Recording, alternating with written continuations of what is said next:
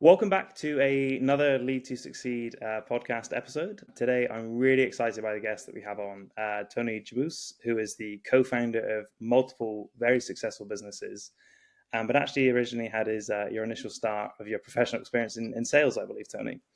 So to give a bit of background, Tony is the co-founder of Nexmo, which ultimately got acquired down the line by Ericsson for $6.5 billion. Taking it, about a year and a half off to reflect and figure out where you wanted to go next. You ultimately started and launched Oyster as a HR management platform and fundamentally a mission-driven company, and focusing on enabling businesses to hire, pay, and I think sounds like this is probably the crucial word here, care for their team members globally.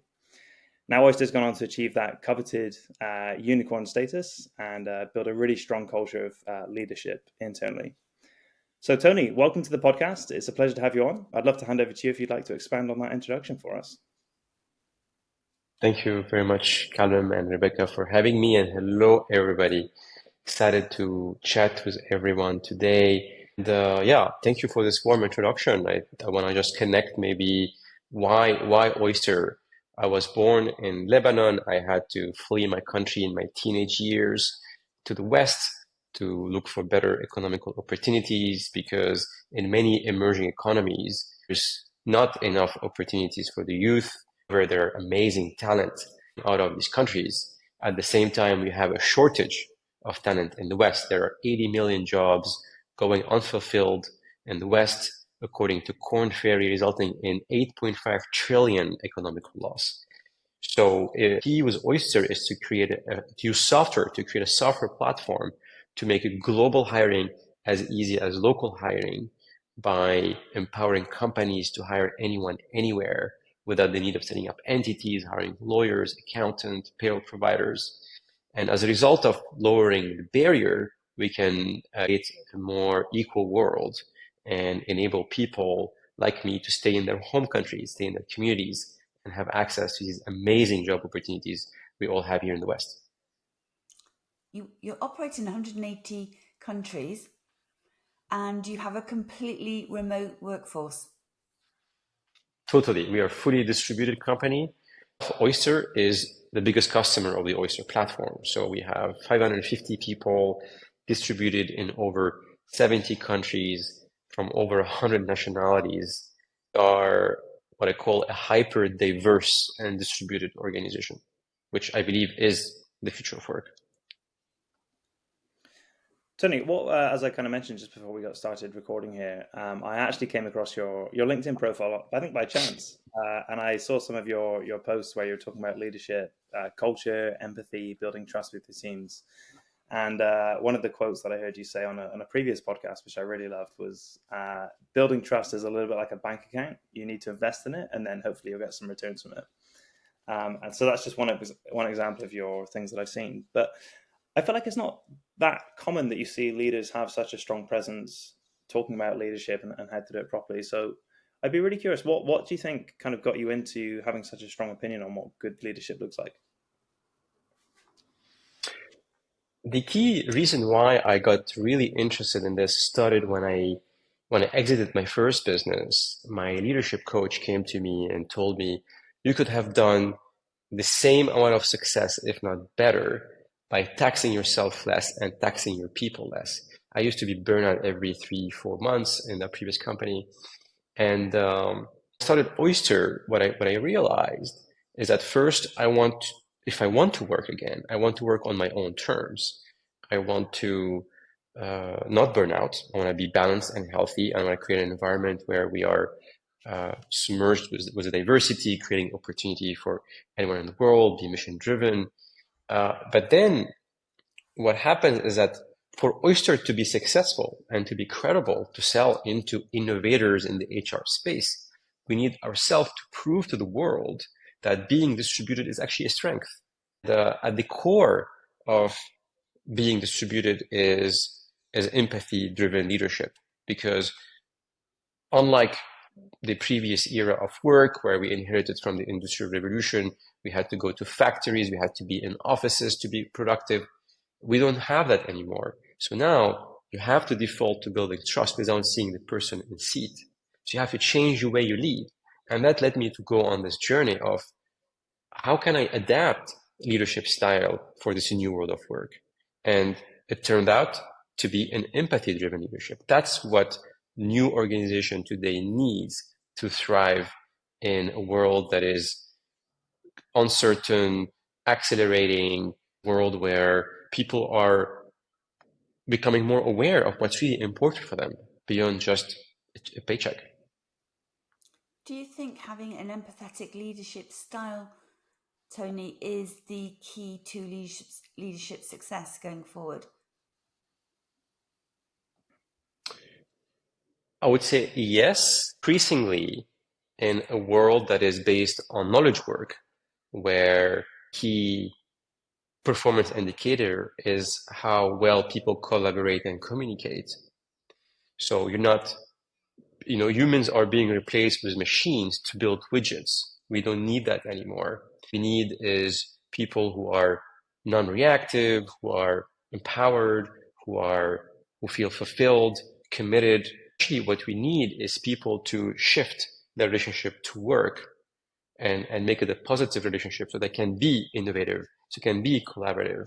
And to do so, you have to create an environment where people feel they can be seen, they can be heard, they can be acknowledged, their core needs are being taken care of, are in a healthy culture, not in a toxic culture. That's what needs to happen. And when you create that environment, you increase productivity, you increase engagement, and it becomes a competitive advantage. Tony, when you're trying to build that incredible culture, which it sounds like you have, and instill those values around empathy, trust, and so on, how did you manage to do that? Or is it given that you've got such a large team distributed across so many different regions that are all fully remote? Yeah, so the challenge with distribution of talent is actually became a forcing function to innovate on the leadership, because when you're in the office, you can get away from not trusting people. You can go check in on what they're doing, keep watching them. Here, you cannot see them. So you have to default to trust.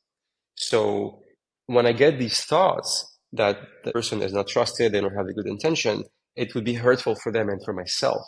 So I needed to move from this circle of mistrust to a virtuous circle of trust.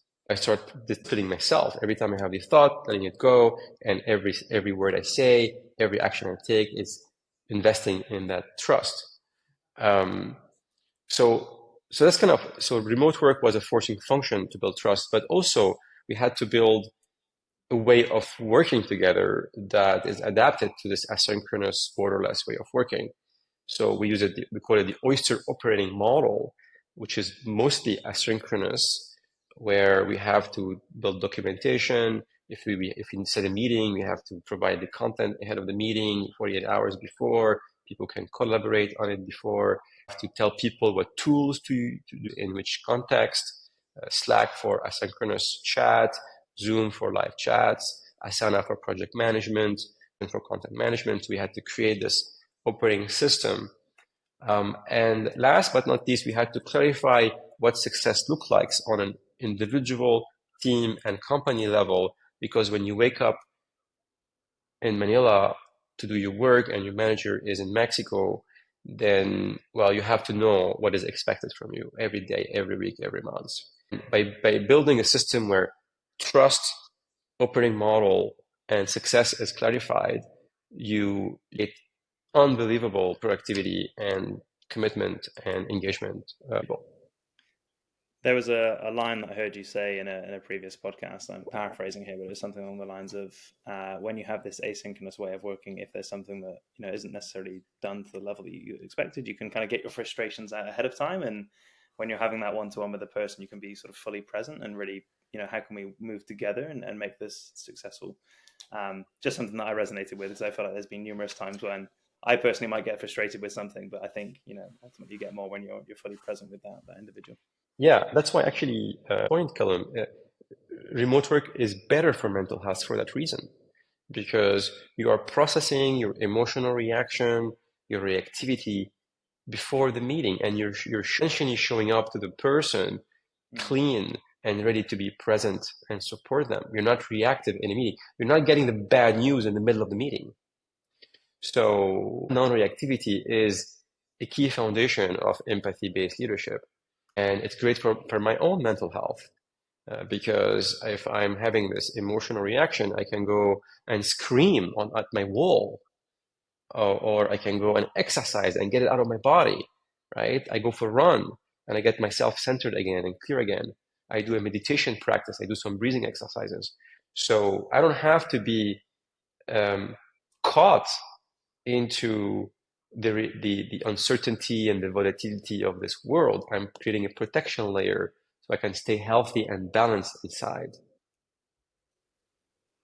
Why do you think it is, Tony, that we see recently tech giants like Amazon, Salesforce, and Dell saying it's back to work, it's back into the office 3 days a week, and they cite productivity as being a key reason for that?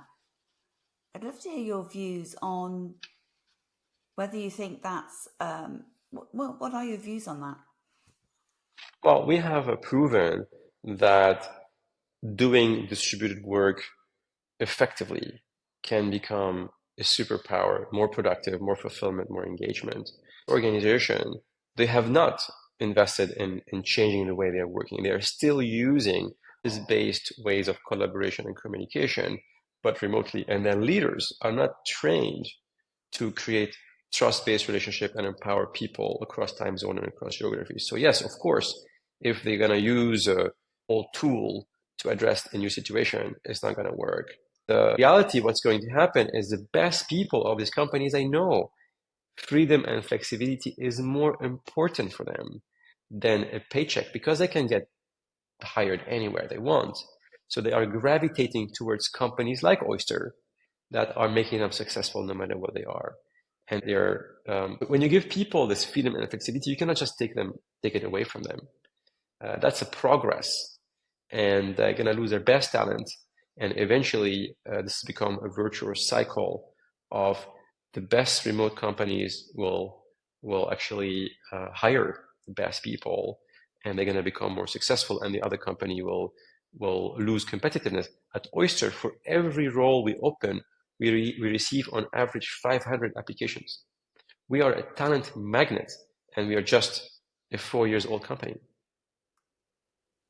Yeah, quite That's phenomenal. insane. I mean, I think that speaks to your leadership culture right there, doesn't it?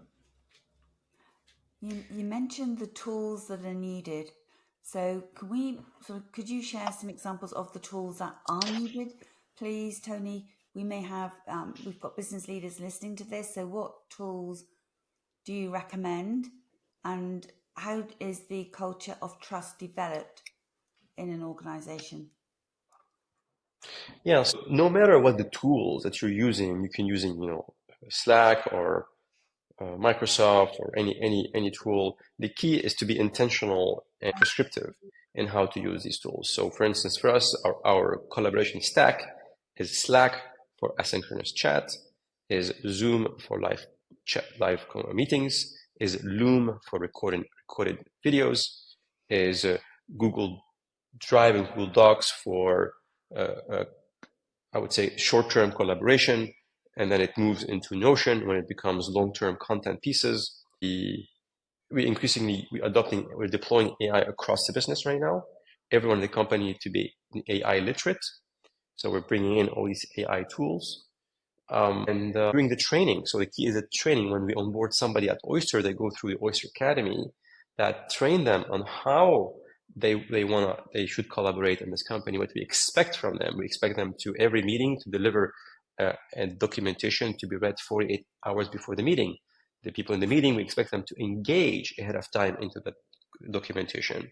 So training is important. And finally, it is a thing that should come from the top. Like the higher you are in the organization, the better remote worker you need to be.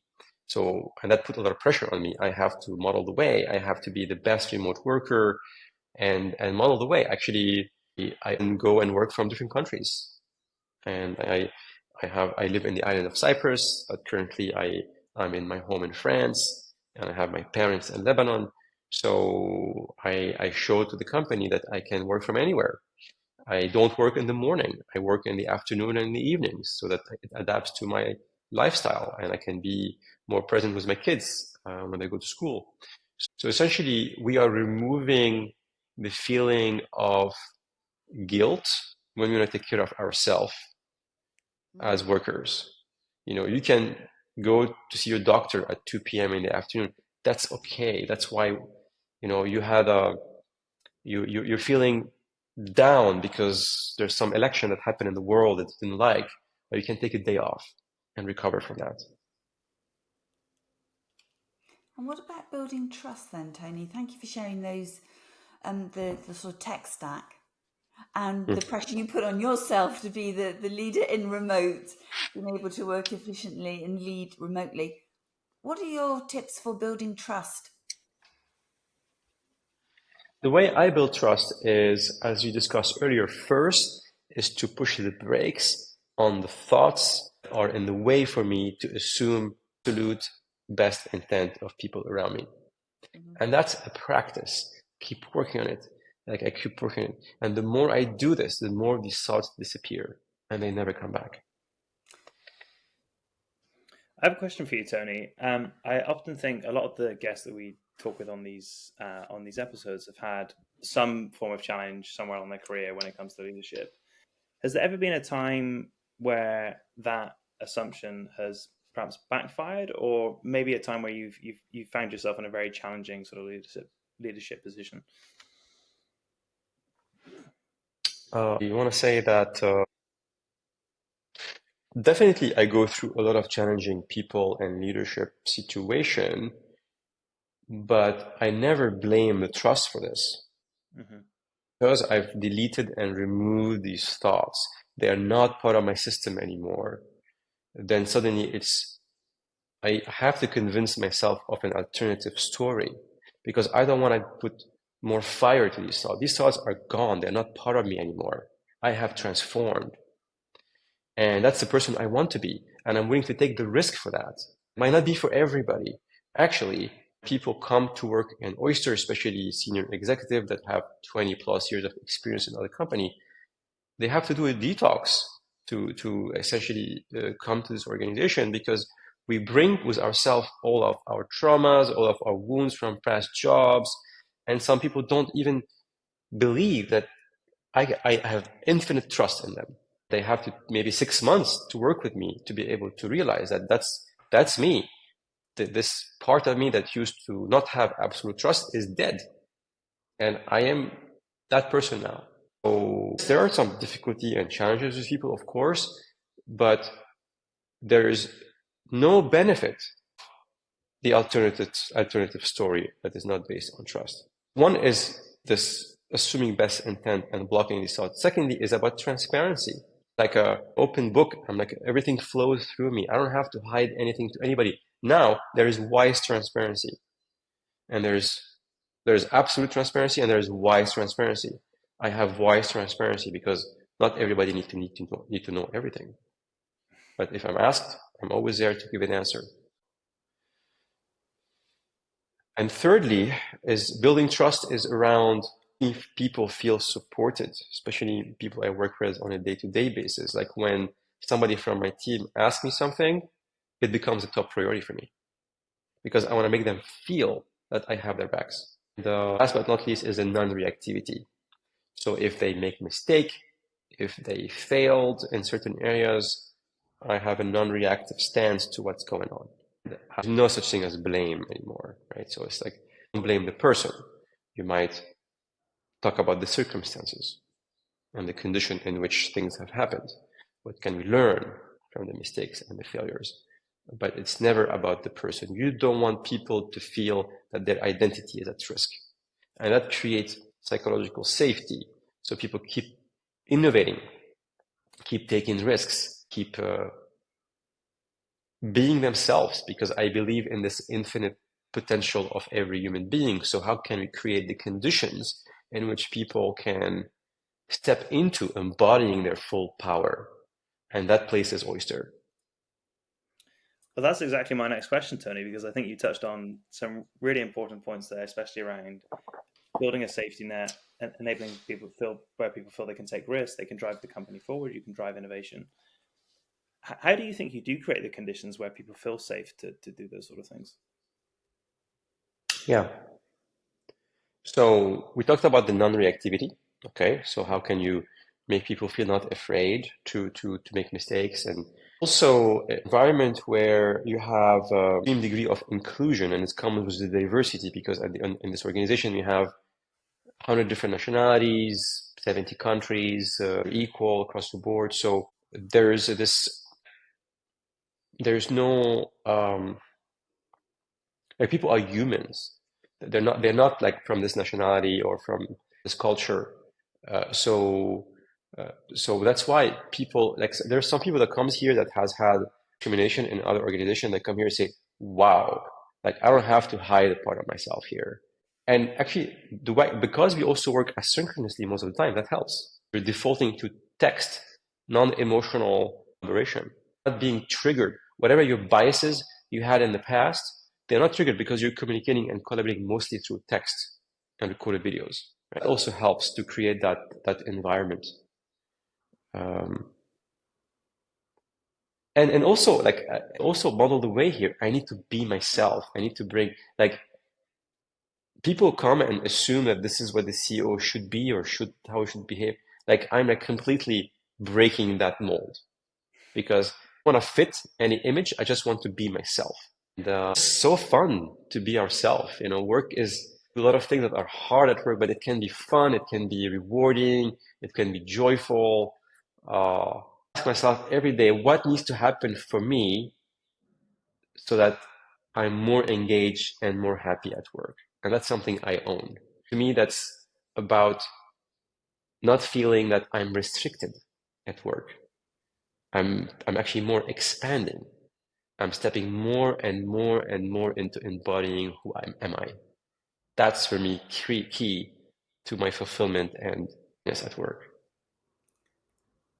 Tony, did this come from when you sold your first unicorn business and you stated that you were wealthy but unhappy, and then you decided to launch Oyster? Was that kind of a breakthrough moment for you in terms of saying, I need to adopt a different leadership style? You mentioned your business coach earlier on. Was that for part of your transformation in leadership? Yeah. Look, I think it's a transformation of my life. Leadership is one component of one use cases of that, what I call inner work, work I do on myself. And it started when I took the break between my first company, Nexmo, and my second company. I took a year and a half off, and I was committed to improving my mental health. I was born in a war zone. I spent the first 10 years of my life in a war zone. And that led me to have a mental health condition called PTSD, post-traumatic stress disorder, which is essentially a heightened fear response, which works really well when you're an entrepreneur of a hyper-growth technology company, because you see fears everywhere and you want to go and mitigate them. But it makes you feel miserable.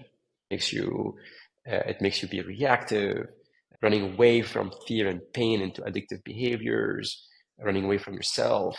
I was committed. So my therapist said, okay, we have to solve this. Like, it's time to take some time off. Let's solve this. I've done a lot of therapy work with the help of actually psychedelic medicine, actually, which is the only cure for PTSD, by the way, that is still yet to be approved by the FDA, but it's been an application submitted recently. And I did my first session in November 2019, and I had a clear roadmap for my healing. The next day, I went and incorporated Oyster, because for me, it was part of that healing journey is to work on something that is meaningful for me and aligned with I want to see the world change around me. That's how the journey started, and it's accelerating. It's an exponential growth curve about healing, growth, expansion that is just still unfolding right now. And that's the most important work I do. Work and my leadership is just one use case of that. Okay. I was going to say, it just takes me on to a slight side tangent there, Tony, not necessarily on leadership, but I heard you say at one point you went 200 days without consuming anything. Sorry, not drinking wise, you Water. didn't drink anything but water. Now, Yeah. I'm a massive coffee advocate. I drink probably too much coffee. How did you manage that? By the way, I'm still on water. I never came back. Wow, okay. What's I the want to drink water. The process of only water as the only drink I put in my body came from this concept of I want to focus on my true needs as a human being. And true needs are nutrition, water, connection. I don't need anything else. So maybe I have wants and desires, but these are my needs. And this discipline to just stick with water, which is what my body needs, everything else is actually damaging to my body, right? Has improved my willpower, has given me, and it became a transferable skill in other areas of my life. We talked earlier, how can I stop these negative thoughts about other human beings, right? That's the willpower. The willpower I created from committing to only drinking water has helped me to have other commitments in my life. It became like a spiritual practice to care for myself, to focus only on my true needs. And what happened is that what I noticed when I stopped water, that when I crave other drinks, it's when I have negative thoughts. Like I'm running away from feeling I'm not good enough. There's a call coming up soon that I'm stressed about. Then I go get a coffee. So these thoughts starting to surface on my radar screen, and they start disappearing. I'm not running away from them anymore. I'm like watching them. This is what I call the inner critic. And water has melted my inner critic and put me in this frequency, a high frequency of self-connection that I'm not come from yet. I'm still at frequency because just by drinking water. So I guess my next question is: Cheers. Are you going to stick with water? Yes. Is that it now, or do you see yourself maybe going back to coffee or something like that at some point? Well, here's the thing. Now it's public, right? I'm saying it publicly to everybody in the world. So this is part of the commitment. Don't see myself coming back to other drinks unconsciously. Now I can choose to have other drinks. Now it becomes a choice for me. So for instance, I drink coffee, medicine. When I'm driving and I'm sleeping in a car, then I go get a coffee. It's now disgusting for me, but I need to have it so I can actually drive safely. I can't imagine that I'm ever going to get there where I think coffee is disgusting, but interesting to hear your perspective. I think what Tony's saying is, that's something that's really important to him. And knowing you, Callum, if it became really important to you, you would make it happen. I agree. We're getting towards the end of the podcast here, Tony. I'd love to hear your thoughts. Something we often ask our readers. We have a lot of listeners here who, might be first-time leaders. They might have been in a leadership position for a while and they're looking to kind of change their perspective. What 3 tips would you give for someone who could, if they're looking to change their leadership style, 3 things that they could implement with their team tomorrow? I think first, which is completely under their control, we talked a lot about non-reactivity. How can you watch your reaction and make sure you show up to your team as fully present to them? For me, has been transformative in how I relate to the team. The second tip is to detach themselves from the actual outcome. So of course, you need to have goals. You need to have objectives, metrics. Whether you hit or you miss the metrics is less relevant. What is important is the progress that you're making, because many of these metrics, sometimes they are randomly set, and there's some external factors that come and can intervene in that. So no attachment to the actual result. And thirdly is about taking care of themselves, because if they're not balanced, if they don't sustain themselves, they cannot give the permission to their team to take care of themselves. Take the holiday that you need to take. Don't work over the weekend. Take care of your body. Drink water. Excellent tips, Tony. Thank you very much. I know Cam said coming to an end, but I've got this burning question to ask you. I hope you won't mind if I just ask it. Your businesses have been hugely successful in a very short space of time. 5 years in your previous organization before it got to unicorn status. Unicorn status with Oyster. What have been the key contributory factors to achieving that level of success in those organizations, in your businesses? Mm. Yeah, so great question, Rebecca. So one is really focus on big markets. In the first company, it was the telecommunication market. The second company was the employment markets, are massive $1 trillion plus markets. Two is the timing. So in my first business, it was the invention of a new technology called APIs that made software more accessible to developers. It's the case of distributed work and remote work and the talent shortage that we have in the West. So timing is critical. And thirdly is about building and assembling the best team in industry you can get. So I've always hired people that are not only able to get started, get their hands dirty, but they can manage and scale with the opportunity. So three things: timing, Big markets, markets, and best team. best team. Excellent. That it's been a fantastic conversation with you, Tony. Callum, do you want to add anything before we close? No, I just think it's been a lovely conversation. I think you sound such a progressive leader, Tony. I think you've got so many really interesting perspectives on leadership. I know you said you describe your leadership style as fluid and passive, and I think with everything you've said here, I think is a lot of learnings, not only for myself, but hopefully our listeners as well. So just wanted to say a big thank you for taking the time.